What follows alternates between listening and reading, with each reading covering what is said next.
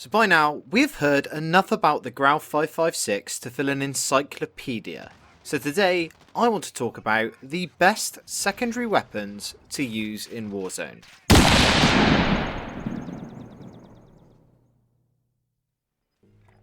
What's up guys, it's Average Joel making average content for the average viewer, and today I wanted to cover something that I haven't seen enough attention being brought to, and that is, what is the absolute best secondary to use in Warzone? If you find this video in any way useful, then a like rating is always so much appreciated, and if you're new here and you like nerdy ginger bearded British dudes, then it would be awesome if you'd subscribe. Okay, so there are so many videos on YouTube right now titled things like, "You need to try this gun, seriously overpowered class setup," and I bet if you counted them all up, way over 75% of them would be talking about the Grau 556. So, I think that at this point it's pretty safe to say that if you're going to get the absolute best out of your primary slot, then the Grau, the M4 or the M13 are probably your best bets. However, something that I'm not seeing spoken about enough is what secondary is the best to use. So today, I want to give you guys some Warzone tips and tricks on that very subject. Now, before we get too far into the video, something that I feel needs to be addressed straight away is what perks you want to run. By far, the most common perk for someone's loadout is going to be Overkill. I'm sure by now you know that this means that you can equip 2 primary weapons for the price of 1. This obviously gives you the best chance to tweak your loadout for the majority of situations. Now, the most obvious secondary that you will see a lot of people using is of course a sniper rifle. Now, there is going to be some debate about which sniper is better, but I'm just going to put that debate straight to bed and say that if you're an average player who is using a sniper at longer medium ranges to super long range, then there is no better option than the HDR. I don't want to get into a full class setup for the HDR, but just quickly, I will put on the monolithic suppressor, the longest barrel, and then everything possible that makes the ADS as quick as possible. The only exception to this is if you're working towards being accepted into phase and can hit quick scopes and flicks with the best of them, and if that's the case, well, then you're probably at the wrong video, pal. But what if sniping just isn't for you? What if you want a secondary that is going to benefit you up close when the Grau usually lets you down? Well, I'm going to give you my best secondary to use right now. This weapon is a gun that has been silently on top of Warzone and Modern Warfare in general since the beta. A gun that can't be stopped, and one that turns you into such a goddamn try-hard sweat that you'll have to start playing on a towel. And that is of course the MP5. So let's take a quick look at the best class setup in my opinion for the MP5. Now the whole point of this weapon is that it can be your go-to gun when you find yourself pinned down in a building or needing to clear tight corners in a built up area.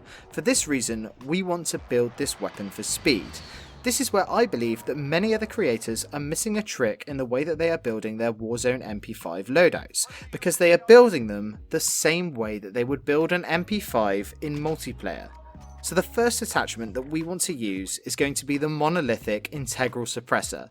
The reason for this is that it obviously keeps you off of the radar, but it also speeds up your bullet velocity. This means that your bullets are going to travel quicker and therefore hit your opponents faster without you having to lead them as much. The other bonus to this attachment is that it's a 2-in-1, so you free up an attachment slot, meaning that you can add some more attachments to really speed this gun up and make it a beast.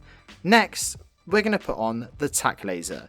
This helps with your ADS speed as well as your sprint to fire speed, which is exactly what you're going to need if you're running into zone and get caught off guard by some scared little noob whose idea of fun is to sit in a hut until the last possible second waiting for people like you to run past. This attachment will make sure that you put these pesky little campers straight on their little arse. Now, one thing to remember about the tac laser is that although it states that the laser is visible to enemies, it is actually no way near as noticeable to them as you might think, as they will not be able to see the whole laser beam, but just the dot in the general area that you are aiming. On top of this, because the third-person character models in Modern Warfare are designed to look realistic, even if on your screen the laser is dead still holding an angle, for other players, this will not be the case, and because your character is never still, neither is the dot. So actually, it isn't as much of a hindrance as you might first think. Moving on, we have the Operator Foregrip. This build is being designed from the ground up so that you can get as many shots on target in close quarters as possible. The reason that I chose the Operator Foregrip over something like the Commando Foregrip is that when you're up in someone's face with a weapon, the side to side horizontal recoil shouldn't be as much of an issue, whereas keeping your barrel down and stopping your shots from shooting the birds in the air will make a huge difference. Next we have the 45 ammo rounds. These have been up for a certain amount of debate in the community, as the standard meta for multiplayer is to use the 10mm round instead. This will add more damage at the cost of fire rate and recoil control. This is absolutely fine for standard multiplayer, as with a full mag you'll easily be able to drop 3 enemies. However, in Warzone, because of the added health and armour, having the extra rate of fire and ammo capacity is going to make it much more beneficial when taking on multiple enemies. And finally, we have the rubberized grip tape. Usually with this part of the setup, I would go for the stipple grip tape every single time. Because the MP5 is already super quick with its ADS, I don't believe it to be as essential. The reason for choosing the rubberized grip tape is so that if I get caught off guard whilst fighting a close enemy by a teammate who is further away, I will be able to quickly switch targets if I need to, while still being able to manage my recoil. So that about sums it up for the MP5. I do believe that this is by far the best secondary to use in Warzone if COD sniping isn't your playstyle, or if you fancy playing more up close and personal and aggressive. So let's talk about if you're running a class with Ghost on. Running Ghost obviously gives you the added bonus of not being spotted by the enemy UAVs and heartbeat sensors, but the issue is by taking Ghost you are churning down Overkill and therefore the opportunity to be running a secondary with much more firepower. With that being said, you do have some options. Now the first option is for those of you who just love to see the world burn.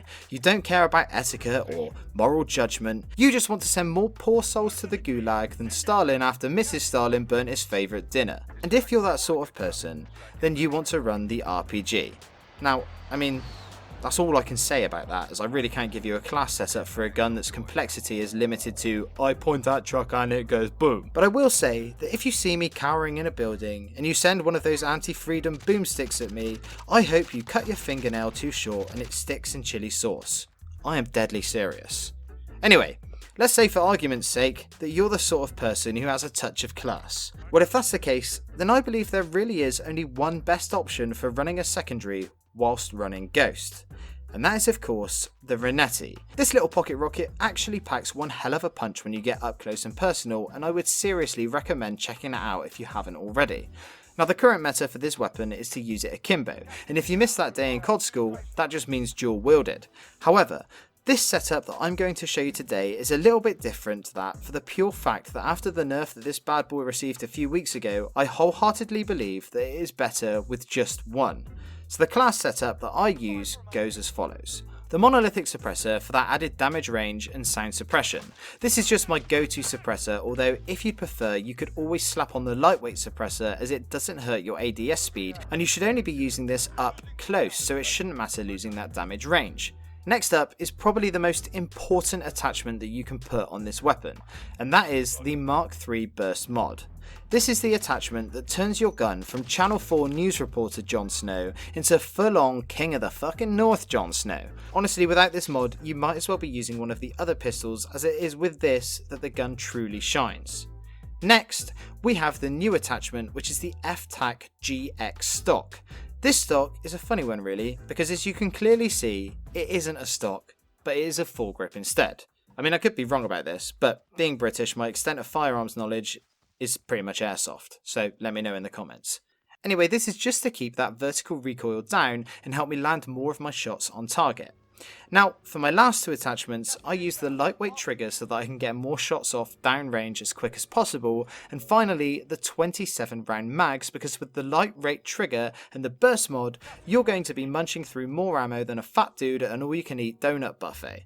And that about sums it up for what I believe to be the absolute best secondaries to use in Warzone and the best class setups for each. I really hope that you found some value in this content. Before I sign off, I really would just like to thank all of you guys again who have supported me over the past 11 months, and the people who are new to the channel. It has been amazing so far, and I really can't wait for our community to grow. Those of you who have watched these videos for a while will know that I love to see who has stuck around until the end. So, If you're still here, I'd like you to let me know by answering this question down in the comments. What do you think is the best secondary to use in Warzone? Anyway, that's it from me today. I'm Average Joel. Peace.